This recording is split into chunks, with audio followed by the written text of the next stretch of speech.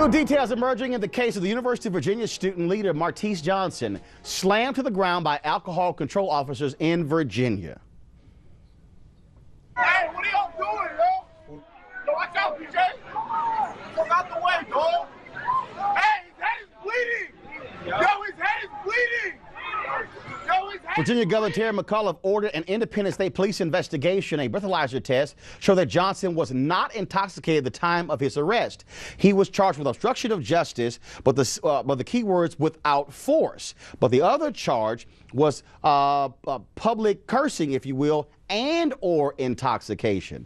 So the real question is, why did officers use such excessive force that Johnson was bleeding on the ground and needed 10 stitches? Johnson's attorney Daniel Watkins read a statement from Martise Johnson. Quote, he said,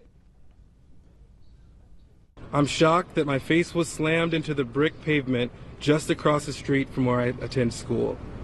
3 officers then pinned me to the ground, pressing their knees in my back while blood flowed freely from the gash to my head. As the officers held me down, one thought raced through my mind. How could this happen? My head lay bloody, but unbowed. I still believe in our community. I know this community will support me during this time. I trust that the scars on my face and head will one day heal, but the trauma from what the ABC officers did yesterday will stay with me forever." With us via Skype is UVA student James Farmer, a friend of Martise Johnson. And of course, on the panel here, I have Stephanie Brown James, CEO, a founding partner of Vested Strategies, LLC. We have Drew Ealons, also political and lifestyle blogger, plus Cleo Manago, behavioral health expert. And I want to go to James first. James, you were there the night Martise was arrested, correct? Yes. What I want to know is, what happened before he was on the ground when we see the video? What took place before that? Yeah, so Martise was trying to get into Trinity. As you probably are well aware, he did not get into Trinity. Unlike what people said, he didn't have a fake ID though. It was just that he wasn't allowed into Trinity because he was not of age. And so not quite sure what happened in between steps, what happened in between Martise getting denied at Trinity. And just one second, James, 1 second. Were y'all there together, or no. so y'all were not there together? Were you already there, or did he arrive before you, after you? He was probably there before me. Okay, so when did you arrive on the scene, and what happened when you arrived? Yeah, so when I arrived, Martise was on the ground, and this is the video that you guys see, and that's Martise with his knee in, or Martise with the police officer's knee in his back.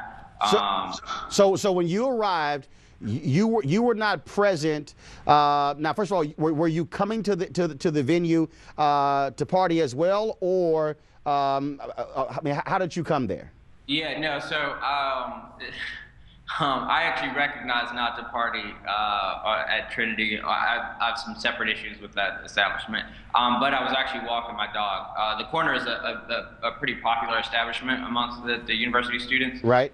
It's a place where we all go and hang out and things like that. So I'm just walking past. I live maybe 2 blocks away. The university is literally right across the street. So it's just a popular hangout spot, even if you're not going out. So you did not. So when you arrived, it was when he was already on the ground. So you didn't see what took place before he was on the ground. No.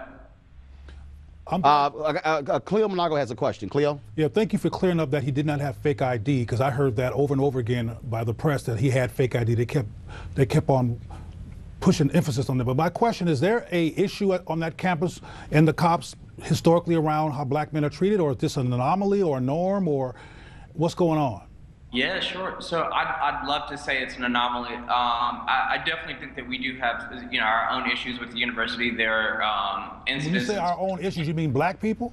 Yes. Okay. Yes. I think that there are times, when we're trying at the university, and it's hard for us to adapt to the culture here. With that being said, there haven't been any incidents of excessive force while I've been here in the last 4 years. But that's not to say that, the residents of the Charlottesville community, the residents of, the neighboring Albemarle communities, those black residents, they've expressed concerns well before, what's happened with the university students. I think a lot of us think that we're kind of insulated in this bubble at UVA, and as we found out from Martise, we're not actually insulated from, these incidents. And I think it's really important that, we make sure that we are discerning that, there are campus police at UVA and there is the alcoholic beverage control, which were the officers who actually took this young man down to the ground and who frankly has a long track record of violations against UVA students. Just last year, there was a young white student at UVA who was basically accosted by the ABC officers. Right. They almost broke into her windows because they thought that, she had alcohol in her car when she did not. 12-pack of beer. A 12-pack of beer. And so this is actually a systematic problem with the ABC that the state of Virginia needs to address, and I'm glad Governor Terry McAuliffe has gotten involved. Yes.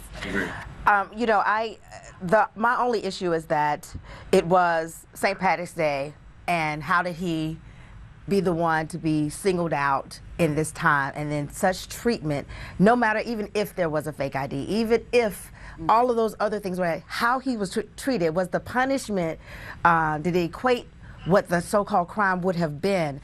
And if there is a historic problem with ABC stemming from last year and years prior, yes, Governor McAuliffe needs to check into this, but I applaud the students for all that they're doing to support this young man. James, I got to ask you this here. Did Martise tell you that after this so-called altercation with the bouncers, that these alcohol officers grabbed him did they physically touch Martise before pulling him to the ground and handcuff him?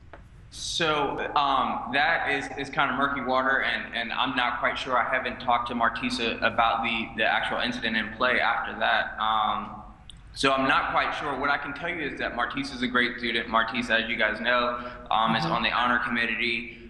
He's a Kappa. He's in a number of different organizations, one of the most well-known students on grounds. Right. And, I think a lot of the students, the reason why we banded with Martise is because it's hard to believe that Martise would have been resisting arrest. It's hard to believe that Martise would have been an aggressor. Martise is one of the nicest, kindest people at this university. He loves this place. Right. So yeah, it's just difficult to believe that he would have put himself in any situation in which he was ill will toward an officer. James, I have a question. Actually, I have to go to break right now, and so James, I certainly appreciate you joining us. Thank you so very much, and we certainly will keep following this story to its conclusion. Okay. Coming up, folks, a black